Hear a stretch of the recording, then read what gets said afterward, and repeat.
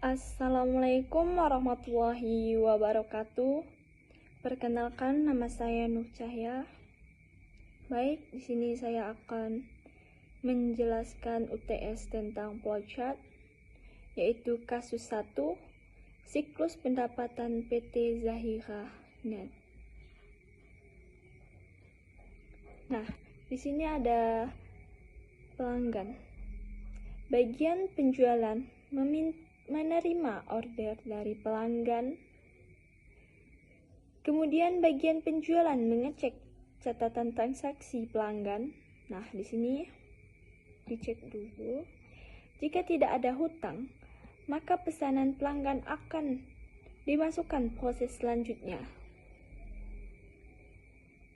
Jika pelanggan masih mempunyai utang, maka bagian penjualan meminta pelanggan melunasi utang tersebut terlebih dahulu. Nah, di sini akan meminta lunasi utang terlebih dahulu. Sebelum utang dilunasi, maka bagian penjualan menolak pesanan tersebut. Nah, maka pesanan akan ditolak jika tidak melunasi utang tersebut terlebih dahulu.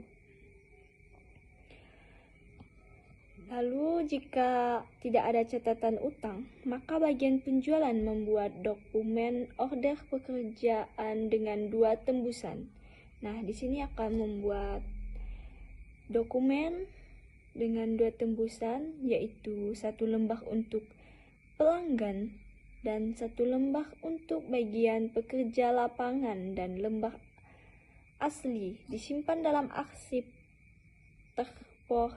berdasarkan nomor urut. Nah, di sini akan disimpan di arsip terporer berdasarkan nomor urut ya. Lalu bagian penjualan membuat surat perintah kerja dengan 2 rangkap yang diberikan kepada pekerja lapangan. Nah, di sini membuat surat perintah 2 rangkap ya. Jika order dari pelanggan langsung dilunasi, maka bagian penjualan menyimpan dokumen secara terporer beserta salinan bukti pembayaran sambil menunggu dokumen surat perintah kerja yang telah diselesaikan oleh pekerja lapangan.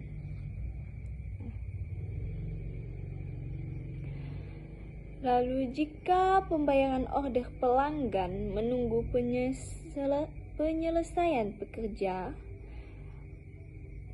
lapangan, maka bagian penjualan menyimpan arsip secara terporer berdasarkan nomor order.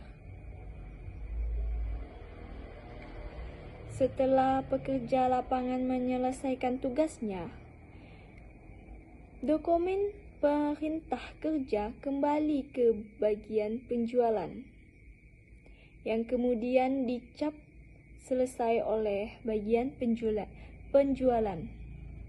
Nah, di sini pekerja menyelesaikan tugasnya, maka dokumen perintah kerja kembali ke bagian penjualan, kemudian dicap. Lalu bagian penjualan membuat surat tagihan berdasarkan perintah kerja yang telah diselesaikan sebanyak 2 rangkap. Dokumen asli disimpan di bagian penjualan secara terporer. Dan 1 salinan surat tagihan dikirim ke bagian akuntansi.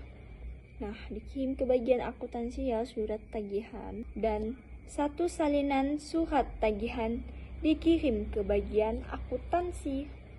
Nah, dikirim ke bagian akuntansi ya surat tagihan. Maka jika pelanggan telah melunasi, maka bagian penjualan akan menerima salinan bukti pembayaran dari pelanggan.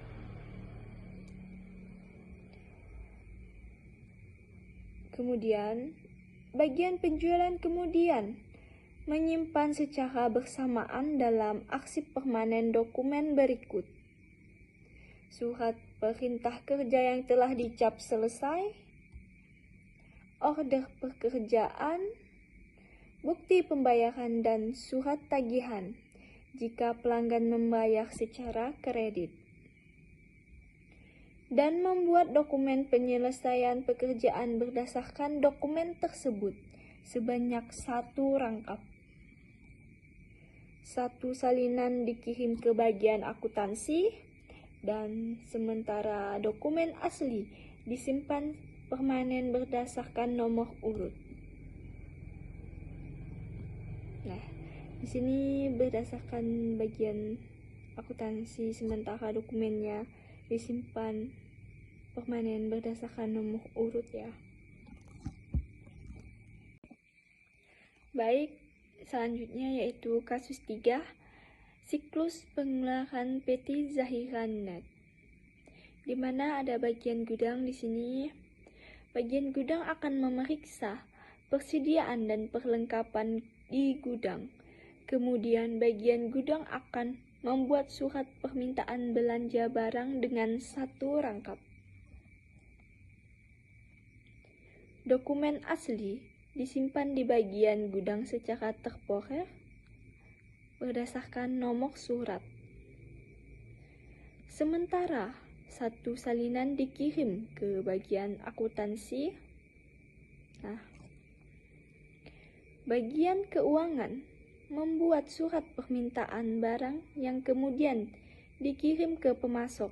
Nah, di sini membuat surat permintaan barang lalu dikirim ke pemasok. Sementara salinan surat permintaan belanja barang disimpan secara terporer oleh bagian keuangan.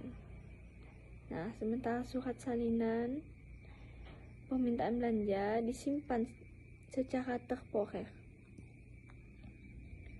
Lalu, bagian keuangan menerima nota tagihan sesuai barang yang dipesan. Pelunasan tagihan dilakukan setelah barang pesanan datang. Nota tagihan dari pemasok akan digandakan atau di-copy ya teman-teman. Kemudian dikirim ke bagian akuntansi. Ketika penerimaan barang, bagian gudang mencocokkan antara barang yang diterima dengan surat permintaan barang yang sebelum diarsip terporer. Surat permintaan barang yang sebelumnya diarsip terporer. Nah, di sini. Lalu setelah barang sesuai, maka bagian gudang akan membuat surat permintaan barang dengan 2 rangkap, yaitu 1 salinan akan diberikan untuk pemasok dan 1 salinan dikirim ke bagian keuangan. Lalu dokumen asli diarsip secara permanen bersama dengan surat permintaan barang. Nah, surat dokumen asli ini diarsip secara permanen bersama dengan surat permintaan barang ya. Kemudian, bagian keuangan menerima surat permintaan barang. Lalu bagian keuangan membuat surat perintah bayar yang dikirim kepada pihak bank. Nah, di sini bagian keuangan menyimpan dalam arsip permanen nota tagihan, surat permintaan barang, surat penerimaan barang, dan bukti pembayaran dari pihak bank. Adapun bagian keuangan membuat duplikat bukti pembayaran dari pihak bank dan dikirim ke bagian akuntansi. Cukup sekian yang saya dapat sampaikan. Saya akhiri. Wabillahi taufiq wal hidayah. Wassalamualaikum warahmatullahi wabarakatuh.